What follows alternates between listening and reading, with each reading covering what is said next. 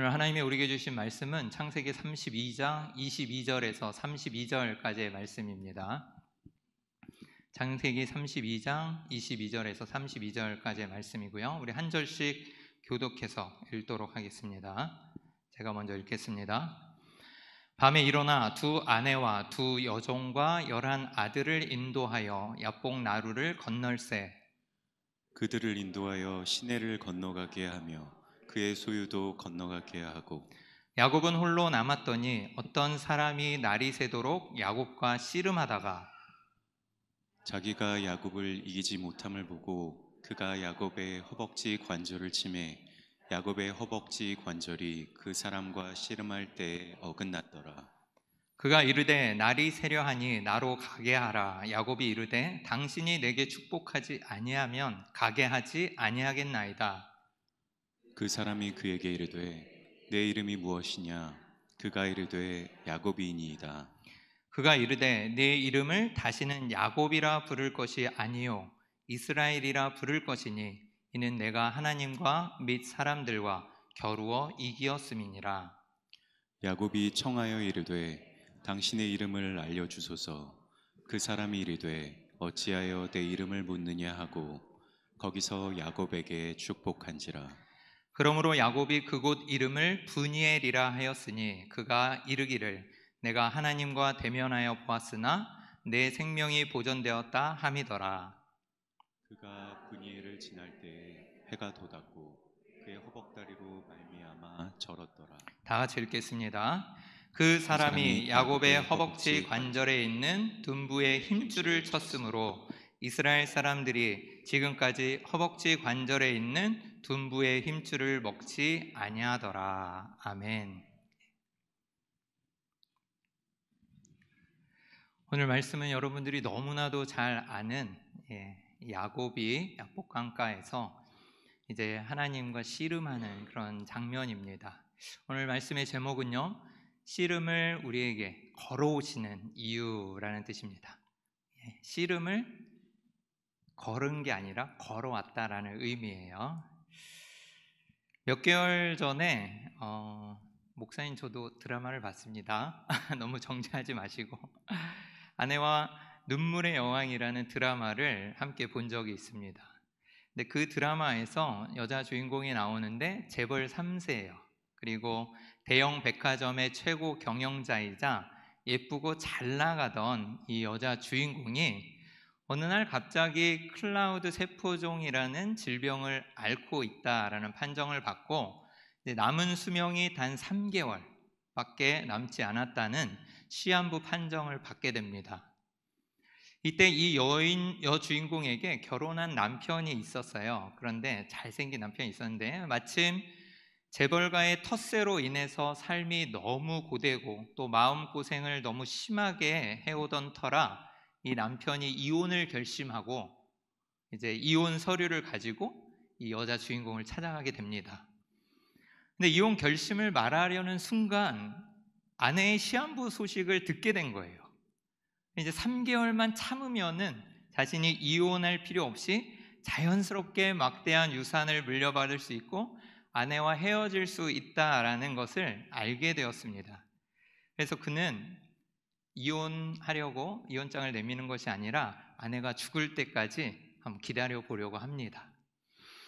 결국에는 시한부 아내를 돌보면서 서로의 애틋한 사랑을 확인하는 해피엔딩으로 끝나는 내용이지만 드라마 중반부에 이 이혼하려고 했던 사실을 숨기고 사랑하는 척 하려고 했던 사실이 아내에게 발각되면서 큰 위기를 맞게 됩니다. 이 여주인공은요, 남편을 정말 사랑했고 남편도 진짜 원래는 사랑하지만 힘든 상황에서 이제 이혼하려고 했던 거죠. 그래서 이 남편의 사랑이 그동안 자기를 잘 대해주고 사랑해줬다는 것이 다 거짓이라는 생각을 하게 되면서 큰 배신감과 상실감을 느끼게 돼요. 실제로는 이 남편은 아내를 매우 사랑했지만 이 여주인공인 아내가 너무나도 큰 충격을 받게 되고 삶에 대한 희망을 놓게 되고 이제 더 이상 살고 싶지 않다라고 느끼게 되어서 그 무기력함을 극복하도록 만들기 위해서 이 남편이 선택한 방법은 바로 아내에게 나쁜 남편이 되어서 돌변해서 모진 말로 아내에게 상처를 주고 아내의 복수심을 불러일으켜서 싸움을 거는 일이었습니다. 그러니까 아내가 내가 이대로 죽을 순 없지, 내가 쟤한테는 꼭 복수하고 죽을 거야, 이런 그 복수심을 불타게 하면서 의지를 활발 불태우게 만드는 것이었다라는 거죠. 자신을 향한 증오와 복수심에라도 그래도 그렇게 사랑하는 아내가 삶의 의지를 가지고 힘을 낼 수 있기를 바라는, 그렇게 하게끔 하려는 노력이었다라는 거죠. 저희 친구 중에 한 명은 신혼 때였는데 가끔 아내에게 일부러 싸움을 거는 때가 있다라고 했습니다. 야, 너 왜 그래? 약간 정상적이지 않은 듯해 보이고 또 약간 뭐 좀 어이가 없는 듯해서 그렇게 물어봤더니 그 이유는 아내가 화낼 때 짓는 그 특유의 표정이 있는데 그 모습이 너무 귀엽고 예쁘기 때문이라는 거예요. 뭐 그런 것 때문에 종종 아내를 건드시고 화나게 하시는 분 있는지는 잘 모르겠는데 저는 없습니다. 저는 화내면 정말 무서워요. 표정이 귀엽거나 뭐 제가 바랄 만한 표정이 없어요. 그래서 저는 절대 안 건듭니다. 그런데 또 그 표정을 보려고 계속 싸움을 거는 친구가 좀 어이는 없었지만 또 한편으로는 아내가 얼마나 사랑스럽고 예쁘면 그렇게라도 막 그렇게 일부러 싸움을 걸면서 이렇게 예쁜 표정을 보려고 할까라는 생각을 해보았습니다. 사람들은요, 싸움을 걸어오는 이유가 다양해요. 자신의 기득권을 침해하는 사람들에게 대항할 수도 있겠고, 자신이 원하는 것을 취하려고 싸울 수도 있겠고, 또 때로는 상대방을 좀 더 강하게 만들고 싶어서 일부러 싸움을 걸 수도 있을 것 같습니다. 오늘 본문의 말씀에서도 하나님께서는 야곱에게 직접 찾아가셔서 그에게 싸움을 거세요. 여러분, 사랑의 하나님께서 그분의 사랑하는 자녀들에게 직접 찾아가셔서 싸움을 건다, 그것을 생각해 본 적 있으십니까? 그리고 만약에 하나님께서 싸움을 걸어 오신다면 어떤 이유로 말도 안 되는 그 싸움을 하나님께서 걸어 오시는 것일까요? 우리하고 싸움이 됩니까? 근데 하나님께서 우리를 찾아와서 싸움을 거신다, 씨름을 걸어 오신다 라고 하시면 어떠실 것 같아요? 일반적으로 야복강가에서 야곱이 하나님과 씨름한 장면을 떠올릴 때 대다수의 해석자들이 예전에는 야곱이 천사와 씨름을 한 것이고 끈질기게 기도하면 축복받는다라는 식으로 해석하는 게 다수의 의견이었습니다. 야곱은 이제 가나안에 있는 고향집을 찾아가는 장면이에요. 그리고 돌아가면서 아버지 이삭을 속이고 형 에서의 장자권과 축복을 빼앗았던지라 형 에서가 자신에게 복수를 하고 자신을 죽이지 않을까 하는 그 두려움과 염려 가운데 떨고 있었어요. 그리고 그가 그러한 절박한 상황 속에서 하나님께 이제 매달리면서 하나님을 붙들고 씨름하면서 하나님께 축복을 구하는 그 사생결단의 기도라는 그 장면이라고 이해한다는 말이에요. 하지만 오늘 이 성경을 자세히 살펴보면 이 씨름은 야곱이 먼저 하나님께 매달리거나 붙잡아서 하는 싸움이 아니라 하나님이 야곱에게 걸어오신 싸움이다라는 것을 알 수 있습니다. 야곱은 그냥 홀로 남겨져서 있었어요. 그런데 갑자기 느닷없이 하나님이 찾아오셔서 붙잡고 씨름을 하시는, 그런 씨름을 걸어오시는 싸움이다라는 것이죠. 오늘 제가 여러분들과 나누고 싶은 것은 도대체 왜 하나님은 씨름을 걸어오셨을까? 그리고 그 이유가 무엇일까라는 것이죠. 오늘 본문 말씀 24절을 한번 함께 읽어보도록 하겠습니다. 같이 한번 읽어볼게요. 시작. 야곱은 홀로 남았더니 어떤 사람이 날이 새도록 야곱과 씨름하다가. 자, 어떤 사람이 나옵니다. 어떤 사람이 왔는데, 자, 야곱은 그냥 홀로 남겨져 있었어요. 야복강가에. 가족들을 먼저 다 가축이랑 다 보내고 홀로 고뇌의 시간을 보내고 있었겠죠. 그런데 어떤 사람이 불쑥 찾아와서 날이 새도록 야곱과 씨름하다라고 나와 있는 것이에요. 성경 본문에 어떤 사람이라고 나와 있는데 이 어떤 사람이 누구인지에 대한 의견은 좀 분분하고 몇 가지 의견들이 있습니다. 유대주의 역사에서 유대주의자들은 야곱이 이제 천사와 씨름을 한 것이다 라고 보고 있고요. 좀 더 심하게 말하는 유대학자들은 형 에서의 수호천사가 야곱을 공격한 것이다 라고 말을 하기도 합니다. 하지만 오늘 본문의 말씀은 이 성경은 24절에서 어떤 사람이 하나님이라고 분명히 말하고 있어요. 오늘 본문 28절 후반부에 나오는데요. 28절을 한번 읽어보겠습니다. 시작. 그가 이르되 내 이름을 다시는 야곱이라 부를 것이 아니요 이스라엘이라 부를 것이니 이는 내가 하나님과 및 사람들과 겨루어 이겼음이라. 야곱이 그 어떤 사람과 씨름을 다 마치고 난 다음에 이 말을 해주고 있는 거예요. 네가 하나님과 겨루었다 라고 얘기하는 거죠. 한 절을 더 보면 호세아 12장 3절 말씀에 보면 이렇게 나와 있습니다. 우리 함께 읽겠습니다. 시작. 야곱은 모태에서 그의 형의 발 뒤꿈치를 잡았고 또 힘으로는 하나님과 겨루되 라고 나와 있어요. 야곱이 형 발 뒤꿈치를 잡고 태어난 건 잘 아시죠? 그런데 힘으로는 그 붙잡고 씨름할 때 하나님과 겨루었다라고 분명히 얘기하고 있는 것입니다. 이 어떤 사람은 하나님이에요.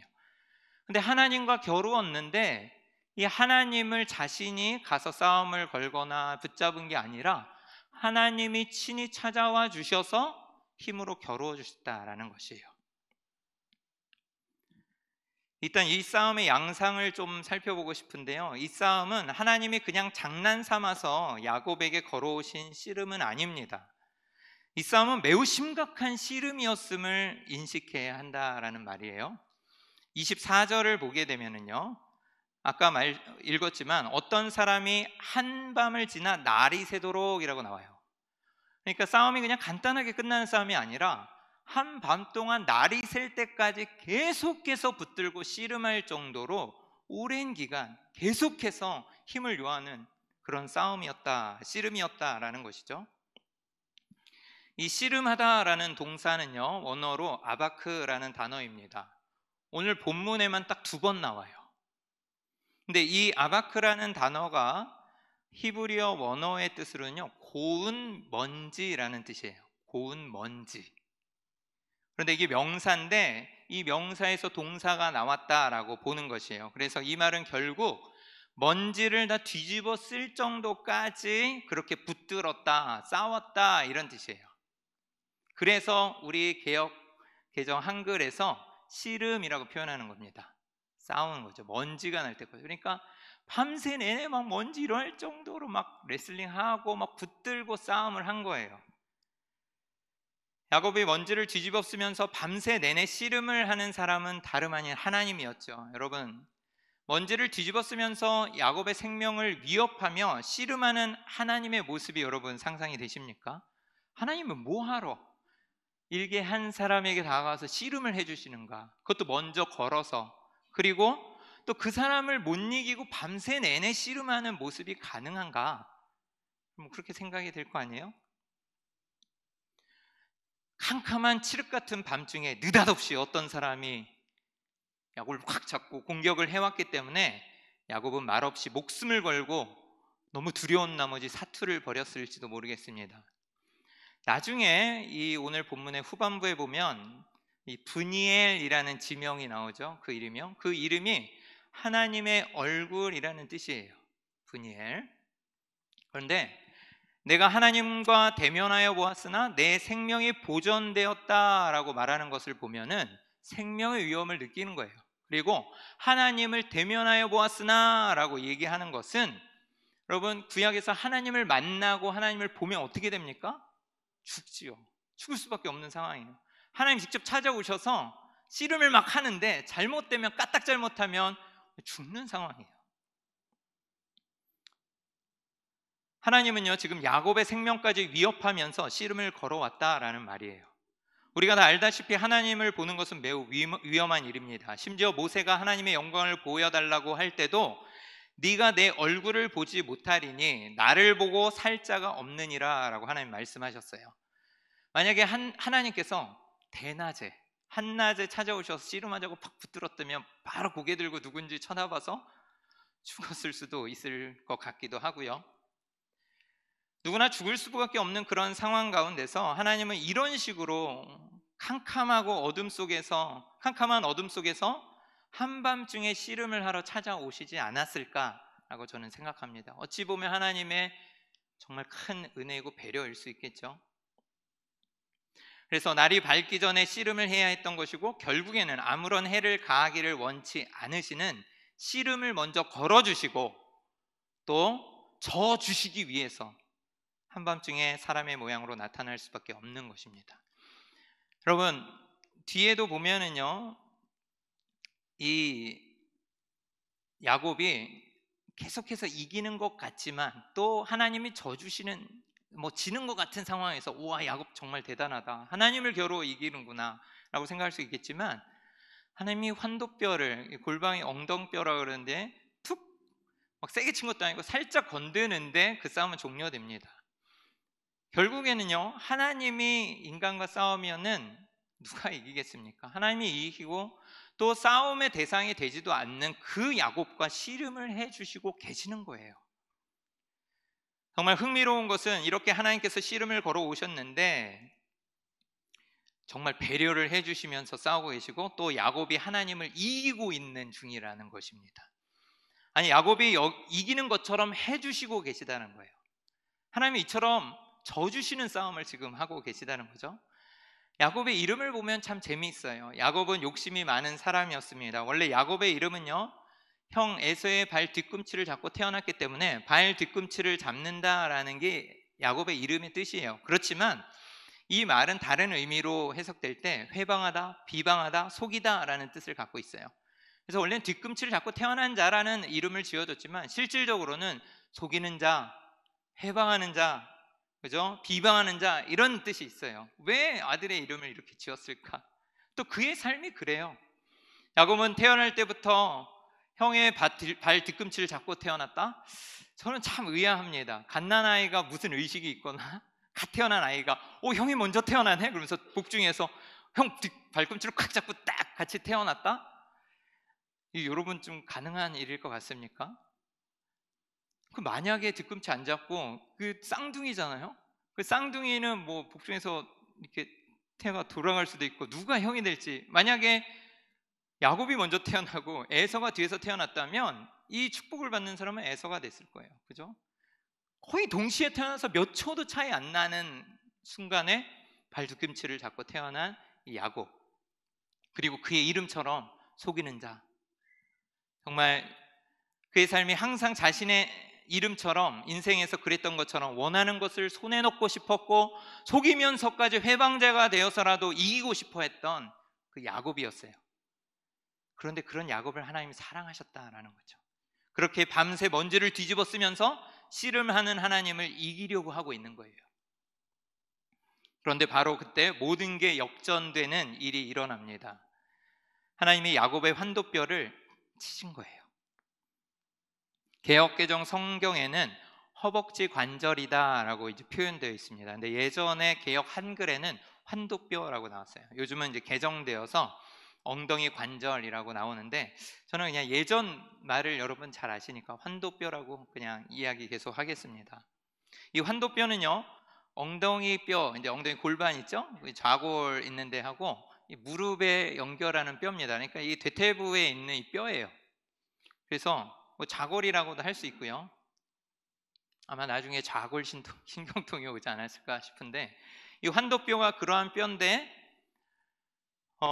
관절이 이것이 위골된다 그래서 빠지거나 부러지게 되면은 걸을 수는 있지만 좀 절뚝거리면서 걷거나 힘을 쓸 수 없다라고 해요. 그래서 오늘 본문 후반부 31절에 보면 그는 허벅다리로 말미암아 절었다라는 표현이 나옵니다.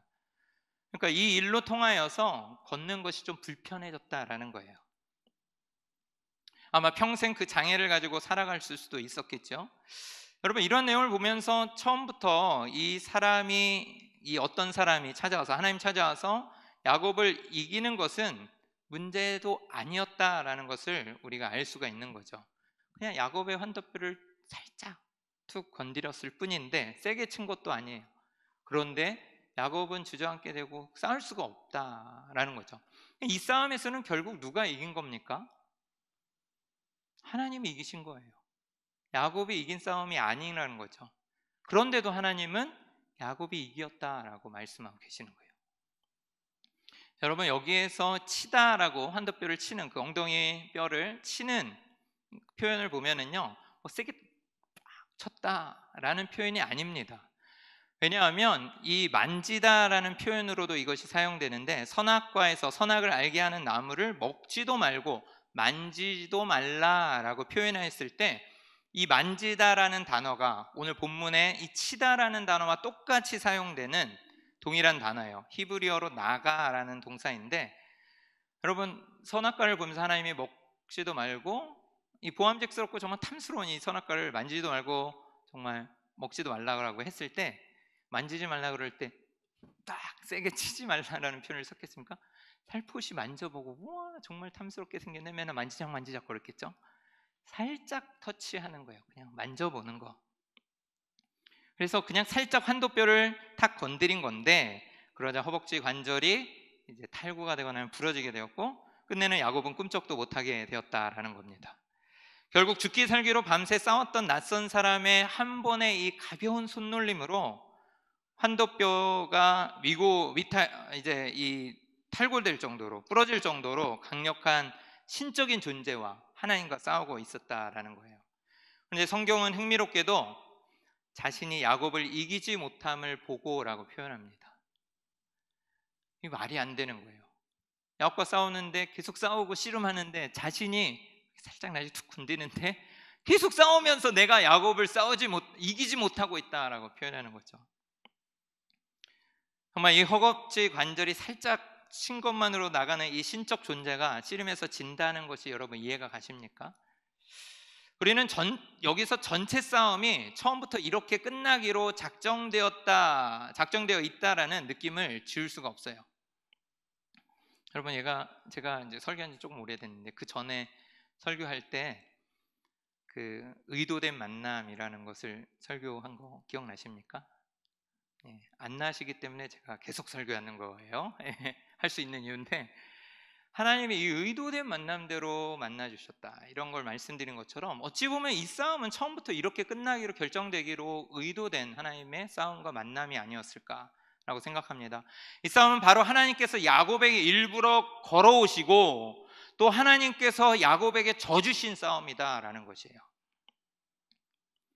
어쩌면 밤새 갑작스럽게 싸움을 걸어오시는 하나님에게 죽음의 사자의 얼굴이 느껴졌을지도 모르고, 또 하나님을 두려워서 밤중에 아무것도 보이지 않는 캄캄한 밤에 누군가가 자기에게 씨름을 걸어올 때 너무 두려워서 그렇게 씨름을 했을 수도 있겠지만, 하나님은 야곱을 죽이기 위해서 온 것이 아니었다라는 거예요. 오히려 야곱에게 져주시는 싸움을 시작하기 위해 오셨고, 오히려 환도뼈가 나가고 하나님 앞에 항복을 하자 하나님은 되려 네가 하나님과 사람들과 겨루 이겼다라고 선언하시면서 이스라엘이라는 새로운 이름을 주시며 축복해 주셔요.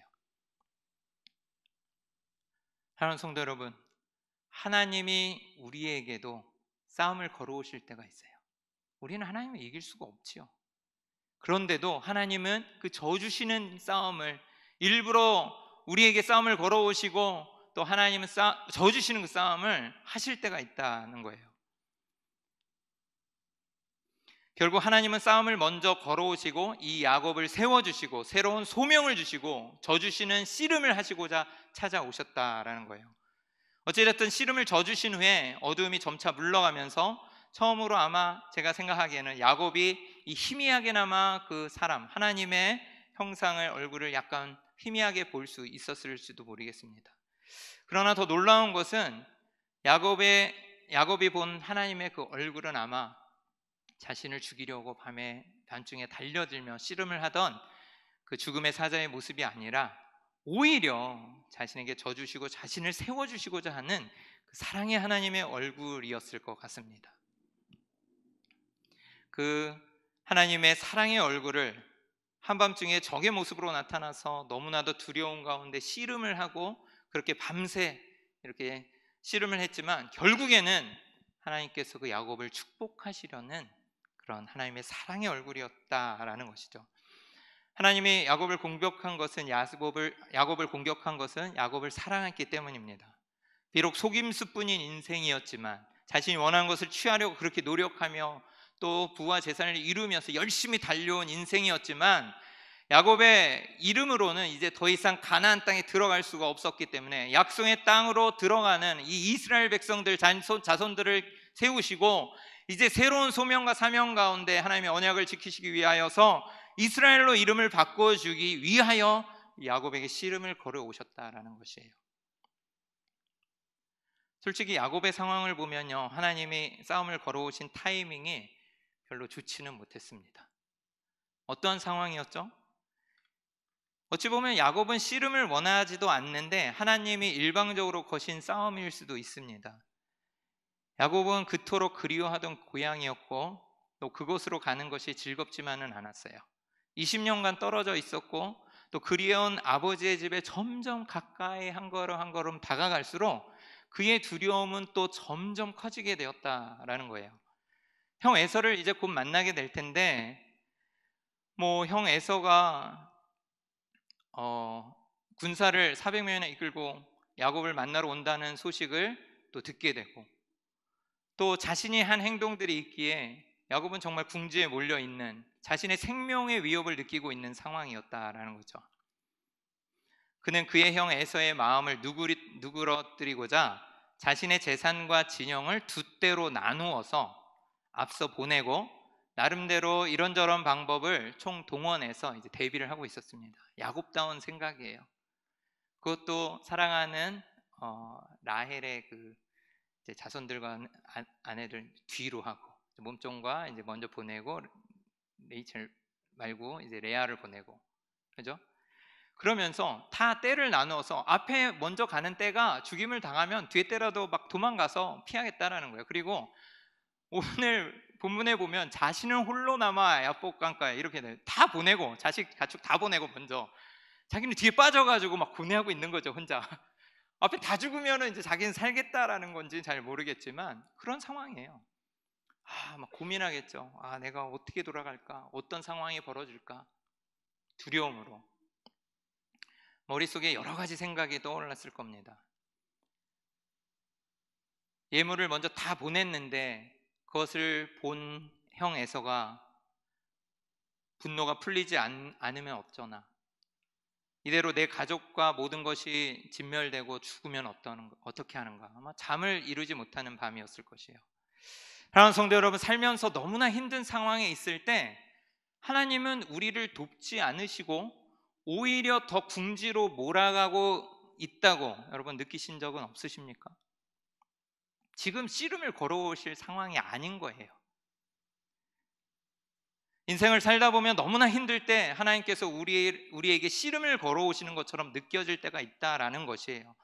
밝은 대낮이면 좋겠는데 아무것도 보이지 않는 캄캄한 밤에 칠흑 같은 어둠 속에서 누군지도 모르는데 갑자기 나를 부여잡고 공격하면서 씨름을 걸어오시는 그 하나님을 여러분은 어떻게 이해하시겠습니까?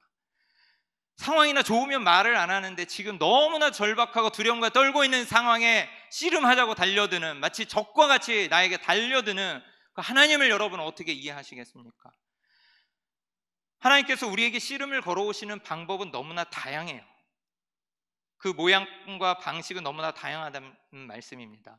왜 나를 도와주시고 위로해 주시지 않는지, 자꾸 내 삶을 앞길을 막으시는지, 왜 자꾸 나는 쉬고 싶은데 나를 가만 놔두지 않으시고 자꾸 씨름을 걸어오시는지 이해가 안 될 때가 있다라는 말이에요. 저의 20대 상황이 그랬어요.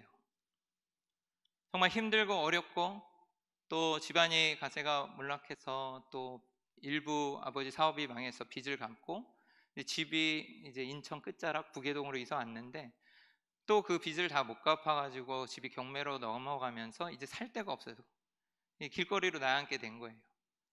그런 상황, 또 학교는 다녀야 되는데 대학을 관두고 돈을 벌어야 되나, 아니면 이 학교를 어떻게 다니지? 그래서 매일같이 친구들 노는데 일하면서 그렇게 정말 돈 없이 다닐 때 왜 하나님 제 삶은 이렇습니까? 그리고 또 그 뒤에도 계속해서 승승장구하는 것이 아니라 정말 가나안 땅을 직선으로 가면 너무나 가까울 것 같은데 광야 생활을 뺑뺑 돌듯이 하나님께 인도하시고 우회해서 한참 만에 주님의 종으로 부르셨을 때 하나님 왜 나의 삶에서 그냥 순조롭게 인도하여 주시지 않고 정말 힘들고 어려운 상황 가운데 하나님은 적처럼 저에게 달려드시고 씨름하자고 하시고 왜 저에게 그렇게 다가오시는가라는 의문이 있었어요. 매번 왜 하나님은 마음이 힘들고 너무나도 괴로운 상황에서 나에게 씨름을 걸어오시는가? 사랑하는 성도 여러분, 하지만 이렇게 힘들고 정말 죽을 것 같이 괴롭고 고통스러울 때가 하나님이 친히 우리를 찾아오셔서 씨름을 걸어오시는 때라는 거예요. 아멘. 그리고 그때가 바로 하나님을 만나는 때입니다. 우리에게 씨름을 거시는 이유는 바로 우리에게 사랑의 얼굴을 보이시고 다시 우리를 세우시고 축복해 주시기 위해서 그렇게 하신다라는 것이에요. 정말 죽을 것 같고 힘들고 고통스럽고 정말 그럴 때 씨름을 걸어오셔서 더 힘들게 만들지라도 어둠의 구렁텅이로 몰아넣는 것 같을지라도 결국에는 하나님이 우리를 세우시고 져주시는 그 싸움을 통하여서 우리를 세우시고 약속의 땅으로 인도하여 내어주시는 것을 우리는 깨달아야 할 것이에요. 그런데 우리는 여전히 또 적지 않은 그리스도인들이 인생에 있어서 궁극적인 씨름의 대상이 하나님이라는 것을 잘 모를 때가 너무 많습니다. 자신의 씨름이 있을 때 그 씨름의 대상이 하나님이 아니라 자신 처해진 상황 아니면 처지를 바라보면서 진정한 씨름의 대상을 놓칠 때가 있어요. 우리가 아직 영적으로 무지하여서 하나님을 바라보지 못할 수도 있겠고 또 아니면 오늘 본문의 말씀처럼 뭐 어떻게 상황이 돌아가는지 모를 정도로 캄캄하고 어두운 밤 속에서 헤매고 있을 수도 있어요. 하지만 그 상황 가운데 우리는 뭐 아무거나 막 바라보면서 막 너무 어두우니까 나의 씨름의 이 대상이 가까운 데 있는 상황이나 다른 것들이라고 생각하면 안 된다는 거예요. 어떨 때는 주위에 있는 가까운 가족이라고 생각할 수도 있겠고 남편과 아내 혹은 교회의 지체라고 생각할 수도 있겠죠. 하지만 그것들을 붙잡고 씨름하는 것이 아니라 우리의 삶의 문제는 하나님과 씨름하는 것임을 알고 하나님을 붙잡고 씨름해야 한다라는 것이에요. 우리는 하나님의 축복을 받고 하나님의 얼굴을 볼 수가 있게 됩니다. 이게 야곱의 스토리가 오늘 우리에게 보여주는 진리예요. 여러분, 우리의 인생의 씨름에서 궁극적인 씨름의 대상이 누구인지 잘 살펴보세요. 그 씨름의 대상은 바로 하나님입니다. 그리고 믿음을 가지고 말씀으로 기도로 이겨내야 할 것이에요. 우리가 하나님께 매달리거나 씨름을 할 힘이 없을 그때에 하나님께서는 우리에게 직접 찾아와 주셔서 씨름을 걸어오시는, 너무 힘들고 쓰러질 것 같지만 씨름을 걸어오시는 그 하나님을 대면하시고 또 하나님이 우리와 함께 하시는 것을 믿고 나아가시길 바랍니다. 사랑하는 성도 여러분, 이렇게 괴롭고 힘들 때 하나님이 우리에게 씨름을 걸어오시는 이유가 무엇일까요? 비록 우리는 많은 다른 것들이 공격하는 것처럼 보일지라도 하나님을 붙들고 씨름을 한다면 하나님께서 그 져주시는 싸움을 통해서, 씨름을 통해서 우리를 세우시고 승리케 하실 것입니다. 진정한 승리와 축복은요, 낯선 적의 모습으로 공격해 오시는 하나님과 씨름하다가 한도 뼈가 위골된 후에야 비로소 하나님의 품에 안기게 되고 또 가능하다라는 것을 보여주려고 하나님은 야곱을 공격해 주신 것이라고 생각합니다. 사랑하는 성도 여러분, 자신이 이기려고 버티고 노력하고 그렇게 살아가지만 하나님과의 그 씨름 속에서 결국은 여러분이 승리하는 것이 아니에요. 하나님이 친히 찾아와 주셔서 먼저 씨름을 걸어주시고 그 하나님이 승리케 하시고 다시 졌다, 그리고 새로운 소명을 주시고 이스라엘의 이름을 주시고 살아갈 수 있도록 하실 때 우리는 승리할 수 있는 것입니다. 저를 힘들게 했던 계속되는 고난과 역경 속에서 하나님은 왜 저를 이렇게 힘들게 하실까? 또 다가와서 씨름하자고 하시는지 때로는 원망스럽고 이해할 수가 없었어요. 하지만 우리가 평생 싸워 이기려고 했던 바로 그 사람이 어쩌면 낯선 사람의 모습으로 나타나서 우리를 거룩하게 만드시는 하나님의 얼굴일 줄 모릅니다. 저는 오늘 이 야복강가에서 씨름을 걸어오시는 하나님을 통해서 내 삶의 때론 적처럼 과격하게 밀고 들어오시면서 씨름을 하자고 달려드시는 그 하나님을 비로소 이해하게 되었어요. 사랑하는 성도 여러분, 지금도 하나님은 한밤중에 낯선 사람의 모습으로 우리를 공격하는 것처럼 보이지만 실제로 하나님은 우리를 축복하여 주시고 우리를 위하여서 싸움을 거시는 겁니다. 꼭 기억하세요. 하나님이 주신 시련과 유혹을 이겨내면 끝내 우리는 승리할 것입니다. 하나님의 얼굴을 보게 될 것이에요. 물론 하나님과 씨름하는 것이 쉽지 않죠. 환도뼈가 나갈 수도 있고 또 정말 어려울 수 있어요. 하지만 결국에는 이것을 감수하더라도 우리는 하나님의 얼굴을 보게 될 것이고 또 승리하게 될 것이고 또 하나님을 만나게 된다면 얼마나 감사하고 행복한 일이 되겠습니까? 그 이후의 삶은요, 어려운 가운데 있을지라도 하나님께 영광 돌리며 감사함과 기쁨 가운데 살아갈 수 있는 삶이에요. 비록 다리를 절지라도 그것을 생각하면서 하나님이 나를 만나주시고 소명을 주시고 하나님이 나와 씨름해 주신 그 만남의 때를 기억하면서 승리할 수 있다라는 것이에요. 이스라엘이라는 이름을 주셨을 때 그 이스라엘이 이스라엘됨은, 야곱이 이스라엘로 변해서 진정한 이스라엘이 됨은 자신의 손에 움켜진 것이나 자녀나 재산이나 소유의 많음에 있는 것이 아니었어요. 이스라엘 백성들, 즉 우리 믿는 우리 자녀들, 이스라엘이 이스라엘됨은 하나님과 겨루어서 밤새 하나님을 이겼고 하나님의 손맛을 보며 환도뼈가 위골된 후에라도 하나님께서 우리와 함께하여 주시고 그 거룩을 기억하며 또 온전히 나아갈 때 이루어지는 것이에요. 그렇기 때문에 이스라엘 백성들이 그 이후에 음식을 먹을 때마다 환도뼈 힘줄을 먹지 않음으로써 이스라엘의 이스라엘됨을 기억하였다라고 나와 있잖아요. 여러분, 우리 삶 가운데 하나님 만나주시고 그 씨름하는 그 시간을 생각하고 또 하나님이 우리에게 주신 은혜를 생각할 때 우리는 참된 이제 이스라엘 백성이 될 수 있다라는 것입니다. 사랑하는 성도들, 말씀을 맺겠습니다. 우리를 공격해오는 적처럼 느껴지는 하나님과 날마다 씨름하시면서 그 씨름을 벌이다가 비록 환도뼈가 탈골되는 혹은 또 부러지는 위험을 당한다 할지라도 끝내 하나님과 더불어 겨루어 이긴 자가 되시고 이스라엘이라는 이름을 부여하고 우리를 축복해 주시는 하나님을 믿으세요.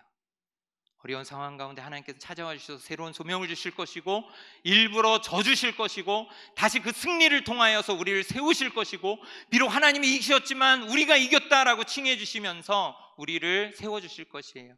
진정한 싸움 가운데 우리를 위하여 져주신 분은 예수 그리스도예요. 하나님이신 그분이 오셔서 십자가를 지시고 그분의 목숨을 내어주시고 하나님이신 그분이 죽을 필요가 없는데 우리를 위하여서 대신 사망 권세에게 자신의 몸을 내어주시고 져주신, 그리고 우리가 날마다 기도하고 주님의 자녀로 살아갈 때 우리를 돌보시지 아니하고 우리를 진멸해도 마땅한 우리를 하나님께서 그 독생자 예수 그리스도를 통하여 져주신 사건, 그 예수 그리스도를 의지하여서 둏대를 향하여 그 예수 그리스도 안에서 날마다 달려가시기를 주님의 이름으로 축복합니다.